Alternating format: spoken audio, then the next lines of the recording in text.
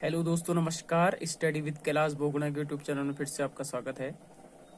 आज हम सिंधु घाटी सभ्यता से संबंधित जो मैं आपको पढ़ा चुका हूँ उससे संबंधित कुछ एमसीक्यूज, बहुत ही महत्वपूर्ण क्वेश्चन आपके सामने लाया हूँ, जो भी किसी भी परीक्षा में बहुत काम आपके आ सकते हैं। तो ज़रूर इस पर फोकस करें। तो जिन लोगों ने मेरे चैनल को सब्सक्राइब नहीं किया है वो ज़रूर सब्सक्राइब करें और सहयोग और सपोर्ट करें, जिससे मैं अच्छे से अच्छा मैटर आपके सामने ला सकूं। तो शुरुआत करते हैं। भारतीय इतिहास में एक महत्वपूर्ण टॉपिक है सिंधु घाटी सभ्यता, उससे संबंधित कुछ महत्वपूर्ण प्रश्न। तो उसमें पहला प्रश्न है कि हड़प्पा सभ्यता का सर्वाधिक मान्यता प्राप्त काल। बहुत बार ये प्रश्न आया है दोस्तों। तो जो महत्वपूर्ण जो काल मैंने आपको बताए हैं उसमें 2500 ईसा पूर्व से लेकर 1750 ईस्वी का काल, लगभग यहाँ पर 2350 से 1750 होना चाहिए था, लेकिन जो महत्वपूर्ण काल है, क्योंकि रेडियो कार्बन वाला जो काल था वो सबसे महत्वपूर्ण काल माना जाता है सिंधु घाटी सभ्यता का। ठीक है, तो यहाँ पर जो सबसे महत्वपूर्ण है 2500 ईसा पूर्व से लेकर 1750, ये सर्वाधिक मान्य काल है सिंधु घाटी सभ्यता का। सिंधु घाटी की सभ्यता निम्नलिखित में से किस सभ्यता के समकालीन नहीं थी? ये नहीं वाले प्रश्नों पर जरा फोकस करना है आप सबने। तो नहीं, सिम मिस्र की सभ्यता थी, मेसोपोटामिया की सभ्यता थी, चीन की सभ्यता और क्रीट की सभ्यता। तो क्रीट की सभ्यता यहाँ पर नहीं मानी जाएगी। ठीक है, इन तीनों सभ्यता के समकालीन थी, लेकिन क्रीट की सभ्यता नहीं थी। अब आता है कि सिंधु घाटी की सभ्यता कहाँ तक विस्तृत थी। बहुत बारी प्रश्न है, इस पर फोकस करना है। तो सिंधु घाटी की जो सभ्यता थी वो पंजाब, राजस्थान, गुजरात, उत्तर प्रदेश, हरियाणा, सिंध और बलूचिस्तान तक विस्तृत थी। इसका जो विस्तार है यहाँ तक था। अब आता है सिंधु घाटी की सभ्यता में घोड़े के अवशेष कहाँ से मिले। बहुत बार ये प्रश्न आया है कि सिंधु घाटी सभ्यता में घोड़े के अवशेष कहाँ से मिले। तो सुर कोतड़ा, यहाँ पर है सुर कोटदा, ये गुजरात में पड़ता है। ये मैंने सारी चीजें आपको बताई हैं कि कौन सी विशेषता कहाँ पर है। तो ये घोड़े के अवशेष सुर कोतड़ा या सुर कोतदा से मिले हैं।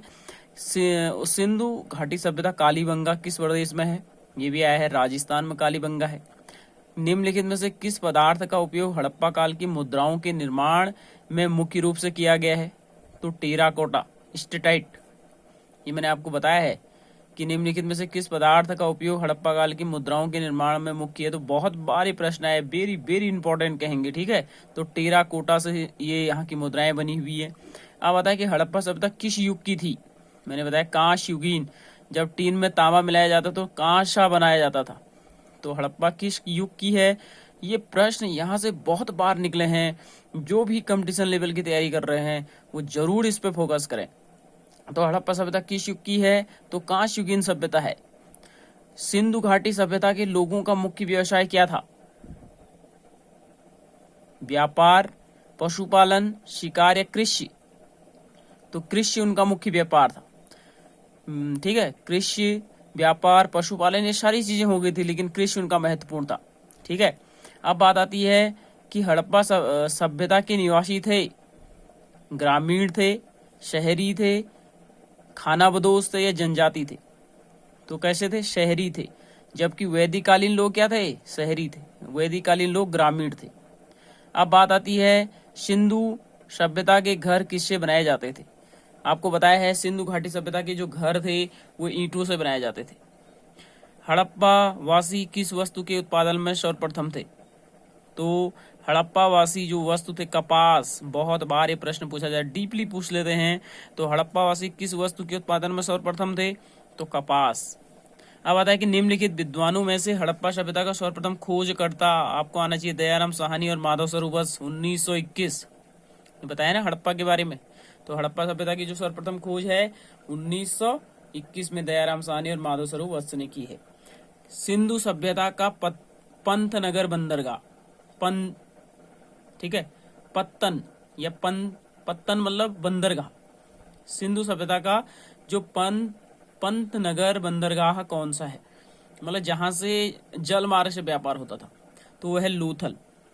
कौन सा है? लोथल। लोथल कहाँ पड़ता है? गुजरात में पड़ता है। पैमानों की खोज ने यह सिद्ध कर दिया है कि सिंधु घाटी के लोग माप और तौल से परिचित थे। यह खोज कहाँ की गई है? ये भी लोथल में की गई है। माप और तौल का विकास कहाँ हुआ है? लोथल में हुआ है। अब आता है कि हड़प्पा समाज किन वर्गों में विभक्त था? आपको आना चाहिए। हड़प्पा जो समाज था, विद्वान, योद्धा, व्यापारी और श्रमिक, 4 वर्गों में विभक्त था। विद्वान, योद्धा, व्यापारी और श्रमिक। ठीक है। अब बात होती है सिंधु सभ्यता का। सिंधु सभ्यता का सर्वाधिक उपयुक्त नाम आपको आना चाहिए, वो है हड़प्पा सभ्यता। क्यों पढ़ा? इसके बारे में जिन लोगों ने मेरा पहला वीडियो नहीं देखे हैं, लेक्चर विधि से जो मैंने पढ़ाया है, वो जरूर वहां पर देखें। मैंने सारी डिटेल से जो सिंधु घाटी सभ्यता के 4 नाम थे वो बताए हैं। सिंधु घाटी क्यों पढ़ा, हड़प्पा क्यों पढ़ा, प्रथम नगरीय क्रांति क्यों पढ़ा और सरस्वती सभ्यता क्यों पढ़ा ना, इसके बारे में मैंने वहां पर चर्चा कर की है। जिन लोगों ने वीडियो नहीं देखे हैं वो वीडियो देखें, और जिन लोगों ने सब्सक्राइब नहीं किए हैं वो सब्सक्राइब करें और शेयर और लाइक करें, जिससे कि मैं आपके सामने अच्छे से अच्छी वीडियो प्रस्तुत कर सकूं। सिंधु घाटी सभ्यता के लोगों के संबंध में क्या सत्य है? वे मूर्तियों का निर्माण करते थे और मंदिरों का नहीं। वे मूर्तियों और मंदिर दोनों का निर्माण करते थे। केवल मंदिरों का निर्माण करते थे, मूर्तियों का नहीं। वे मूर्तियों और मंदिर दोनों का निर्माण नहीं करते थे। तो आपका ऑप्शन नंबर ए, ये मूर्तियों का निर्माण करते थे, मंदिरों का नहीं। ठीक है। हड़प्पा सभ्यता की खोज किस वर्ष हुई? वेरी इंपॉर्टेंट है। तो मैंने आपको बताया है 1921, 1921 में हड़प्पा सभ्यता की खोज हुई है। हड़प्पा सभ्यता के बारे में कौन सी उक्ति सही है? तो वो है, आप विकल्प देख रहे होंगे तो आपने अपने मन में सोच लिया होगा कौन सा सही है। तो उत्तर हो जाएगा उन्होंने पशुपति का सम्मान करना, पशुपति का मतलब है शिव का सम्मान करना प्रारंभ कर दिया था। ठीक है। हड़प्पा के लोगों की सामाजिक पद्धति थी उचित समतावादी। ये ऑप्शन ए। हड़प्पा सभ्यता की सामाजिक पद्धति कैसी थी? तो उचित समतावादी थी। ठीक है। अब आता है कि सिंधु का नखलिस्तान या बाग हड़प्पा सभ्यता के किस पुरास्थल को कहा जाता है? वेरी वेरी इंपॉर्टेंट है दोस्तों। सिंधु का नखलिस्तान बाग हड़प्पा सभ्यता के किस पुरास्थल को कहा जाता है? तो मोहनजोदड़ो। मोहनजोदड़ो का अर्थ मैंने बताया है कि मृतकों का ठेला। अब एक मिलान वाला क्वेश्चन इसके बाद है, हड़प्पा सभ्यता के संपूर्ण क्षेत्र का आकार किस प्रकार है? वेरी इंपॉर्टेंट, इसको भी कर सकते हैं। तो त्रिभुजाकार है। हड़प्पा सभ्यता का जो संपूर्ण क्षेत्र है उसका आकार कैसा है? तो त्रिभुजाकार है। एक मिलान वाला क्वेश्चन है कि जो बहुत बार पर आया है, हड़प्पा किस नदी के तट पर है? हड़प्पा कौन सी नदी पर होगा? आप अनुमान लगाएं। तो हड़प्पा रावी नदी के तट पर है, मोहनजोदड़ो सिंधु नदी के तट पर है, लोथल भोगवा के तट पर है, कालीबंगा घग्गर पर है। तो आपका ऑप्शन क्या हो जाएगा? 1 2 3 4, ऑप्शन ए। ठीक है। अब बताए हड़प्पा सभ्यता के अंतर्गत हल से जोते गए खेतों का साक्ष्य कहाँ से मिला है? बहुत ही इंपॉर्टेंट क्वेश्चन है दोस्तों, ये है कालीबंगा। ठीक है। उसके बाद आता है कि सिंधु सभ्यता की ईंटों का अलंकरण किस स्थान से मिला है? ये भी कालीबंगा से मिला है। सिंधु सभ्यता की ईंटों का अलंकरण किस स्थान से मिला है? कालीबंगा। इससे ऊपर वाला क्वेश्चन, हल से जोते गए खेतों का साक्ष्य कहाँ से मिला है? कालीबंगा। मोहनजोदड़ो कहाँ स्थित है? आपको आना चाहिए सिंध। इसका उत्तर क्या हो जाएगा? सिंध। सिंधु सभ्यता में बृहद स्नानागार कहाँ पाया गया? आप लोगों को बताया है मोहनजोदड़ो। इसका सही आंसर हो जाएगा मोहनजोदड़ो।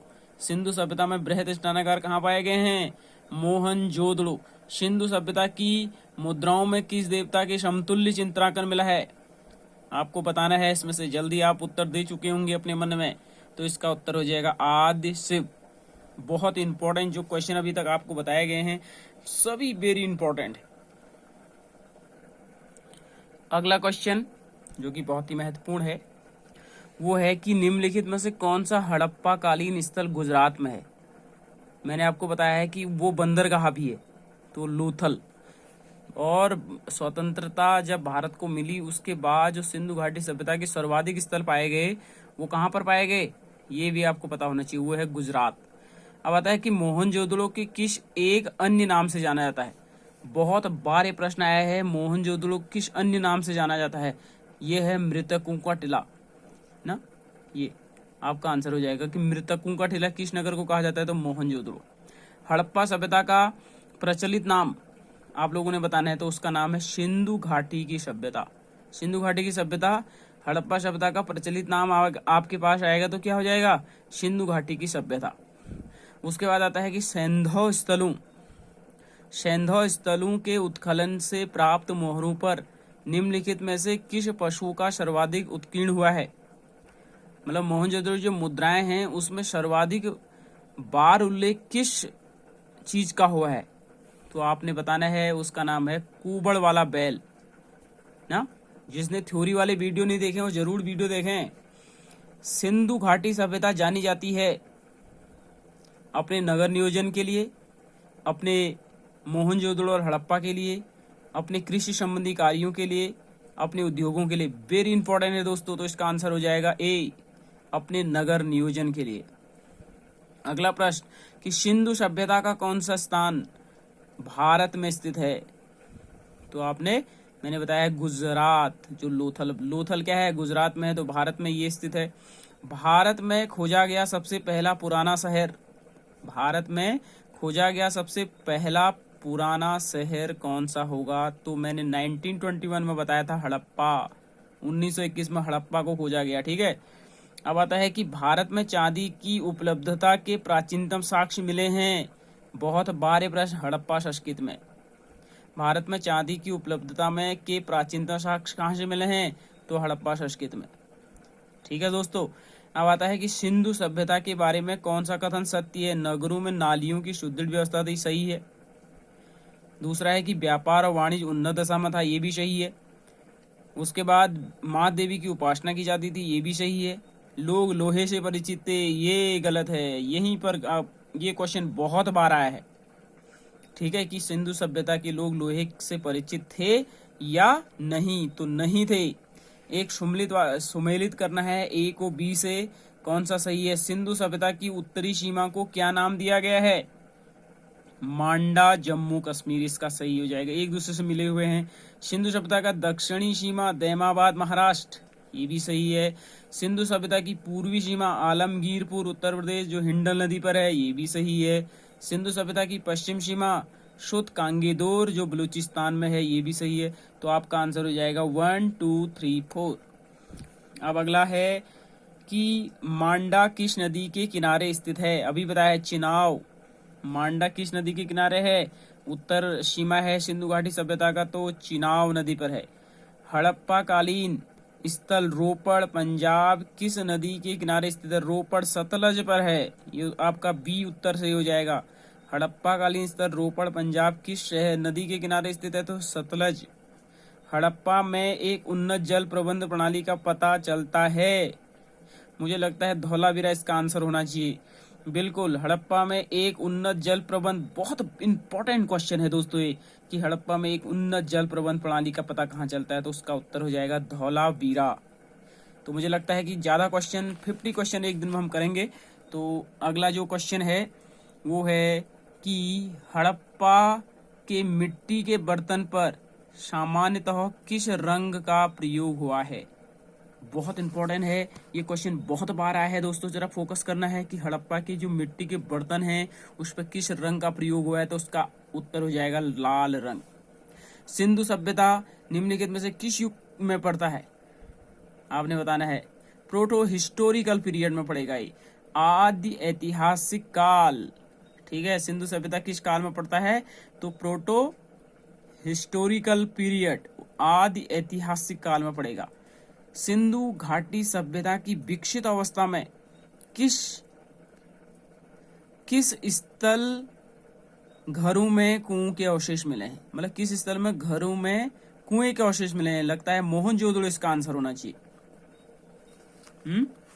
मोहनजोदड़ो, ठीक है, जो कुएं मिले हैं घरों में तो मोहनजोदड़ो में मिले हैं। अब आता है कि सिंधु घाटी सभ्यता को खोज निकालने में जिन लोग 2 भारतीयों का नाम जुड़ा है, तो उनका नाम ए हो जाना चाहिए, दयाराम साहनी और राखाल दास बनर्जी। रंगपुर जहां हड़प्पा की समकालीन सभ्यता थी वो सौराष्ट्र में है, ये भी गुजरात में है दोस्तों। ठीक है, सौराष्ट्र में है। इस पे ध्यान देना है कि रंगपुर, जहां हड़प्पा की समकालीन सभ्यता थी, वो सौराष्ट्र में है।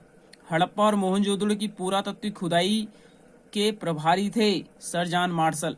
ठीक है, कौन थे? सर जॉन मार्शल थे। निम्न में से किस पशु की आकृति जो मोहरू पर मिली है, जिससे ज्ञात होता है कि सिंधु घाटी और मेसोपोटामिया की सभ्यताओं के मध्य व्यापारी संबंध थे? तो हो जाएगा बैल। क्या हो जाएगा? बैल। बहुत इंपॉर्टेंट है बैल। ये मैंने सर्वाधिक बार कोबड़ वाला बैल। सिंधु घाटी के लोग विश्वास करते थे मातृ शक्ति पर। किस पर विश्वास करते थे? मातृ शक्ति पर विश्वास करते थे। तो आपका आंसर हो जाएगा मातृ शक्ति।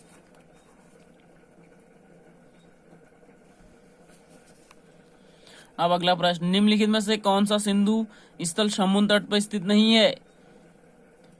तो क्षुत कोतड़ा भी है, लोथल भी है, बालाकोट भी है, कोट दीजी नहीं है। ठीक है, कौन सा स्थल नहीं है? तो कोट दीजी। निम्नलिखित में से कौन मोहनजोदड़ो की सबसे बड़ी इमारत मानी जाती है? तो अन्नागार, विशाल अन्नागार या धान्यकूट। इसका आंसर बी हो जाएगा। हड़प्पा कालीन लोगों ने नगरों में घरों के विनाश के लिए कौन सी पद्धति अपनाई? ग्रीड पद्धति अपनाई। शी हो जाएगा, ग्रीड पद्धति अपनाई। अंतिम क्वेश्चन आज का, एक मिलान वाला है, ए को 2 से मिलाना है और ये बहुत बार क्वेश्चन आया, जरा फोकस करना है आप सबने। वो है कि लोथल की कौन सी विशेषता यहाँ पर है? तो लोथल बी में लग रहा है मुझे, गोदीबाड़ा, डॉकयार्ड जिसको कह सकते हैं। तो 2 ए हो जाएगा, 2 मतलब यहाँ पर आ रहा है ना। तो लोथल से डॉकयार्ड या गोदीबाड़ा मिला है। एक आ रहा है जूतावा खेत, कालीबंगा से मिला है, आपको बताया था। हड़प्पाई लिपि के बड़े आकार के 10 चिन्ह वाला शिलालेख, ये धौलावीरा से मिला है। और पक्की मिट्टी की बनी हुई हल की आकृति जो मिली है, बनवाली से मिली है। तो आपका आंसर 2, 1, 4, 3। तो दोस्तों, मुझे उम्मीद है कि आज आपको वीडियो पसंद आएगा। और कल हम फिर MCQs पर चर्चा करने जा रहे हैं इस हफ्ते। और यदि आपको वीडियो पसंद आए तो लाइक और सब्सक्राइब जरूर करें। और कल हम दोबारा भूगोल के MCQs लाएंगे। तब तक के लिए इजाज़त दीजिए। नमस्कार।